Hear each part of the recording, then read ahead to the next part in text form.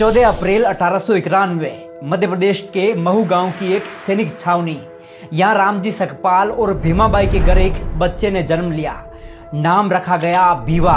लेकिन भीवा का बचपन संघर्षों से भरा रहा। सिर्फ 5 साल की उम्र में उनकी मां का साया उनके सर से उठ गया। इसके बाद उनकी बुआ ने उनकी परवरिश की जिम्मेदारी संभाली। 1894 में पिता रामजी सकपाल आर्मी से रिटायर्ड होकर सतारा आ गए। यहाँ भीवा को प्रताप सिंह हाई स्कूल में दाखिला दिला दिया गया। पर स्कूल क्या था, एक मैदान था सामाजिक भेदभाव का। बच्चों से अलग बिठाया जाता, पानी तक नहीं पीने दिया जाता। पर उस बच्चे ने हार नहीं मानी। जातिगत शोषण को सहते हुए 4वीं कक्षा पास कर डाली। 1897 में पिता बॉम्बे चले गए और कुछ साल बाद भीवा को भी बुला लिया गया। अब दाखिला हुआ एल्फिंस्टीन हाई स्कूल में, एक ऐसा स्कूल जहां दाखिला लेने वाले वो पहले अछूत थे। शिक्षकों की उपेक्षा, सामाजिक तिरस्कार। फिर भी 1907 में भीवा ने मैट्रिक्स पास कर डाली।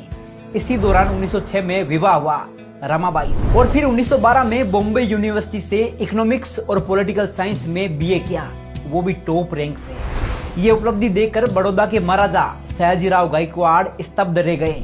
वो इतने प्रभावित हुए कि 1913 में बाबा साहिब को एक शर्त पर न्यूयॉर्क के कोलंबिया यूनिवर्सिटी में एमए और पीएचडी करने भेज दिया गया।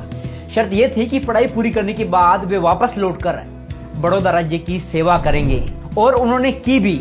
वो सिर्फ 3 साल में एमए और पीएचडी की डिग्रियां लेकर भारत लौटे। अब वो सिर्फ भीमराव नहीं थे, डॉक्टर भीमराव अंबेडकर बन चुके थे। महाराजा से किए वादे के अनुसार नौकरी की, पर भेदभाव पीछा नहीं छोड़ रहा था। किराए का घर छोड़ने को मजबूर किया गया, ऑफिस में जाति अपमान सहना पड़ा और अंततः उन्होंने नौकरी छोड़ दी। लेकिन अब उनकी नजर शिक्षा और न्याय की क्रांति पर थी। लंदन गए, जहां उन्होंने लंदन स्कूल ऑफ इकोनॉमिक्स से पीएचडी, डीएससी और बैरिस्टरेट लॉ की डिग्रियां प्राप्त की। फिर भारत लौटकर उतर पड़े जातिवाद के रंग में रंगे भारत को बेरंग करने। बाबा साहिब ने महिलाओं, दलितों, आदिवासियों और पिछड़े वर्गों के अधिकारों के लिए संघर्ष की मशाल जलाई। वो आवाज बन गए आशा और अधिकार की।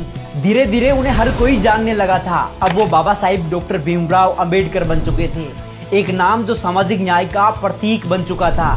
और फिर वो ऐतिहासिक पल आया जब आजाद भारत को एक मार्गदर्शक की जरूरत थी, एक संविधान की जरूरत थी जो हर धर्म, जाति, वर्ग को बराबरी दे सके। तब सबकी नजरें एक ही व्यक्ति पर टिकी।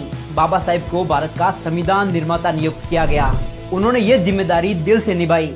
देश के हर नागरिक को ध्यान में रखते हुए सिर्फ 2 साल 11 महीने में रच डाला दुनिया का सबसे बड़ा और सर्वश्रेष्ठ संविधान। आज वो सिर्फ इतिहास का हिस्सा नहीं है, वो प्रेरणा है, विचार है, क्रांति की आवाज है। ऐसी महान शख्सियत, champion of social justice, Bharat Ratna Baba Sahib doctor Ambedkar को शत शत नमन। जय भीम।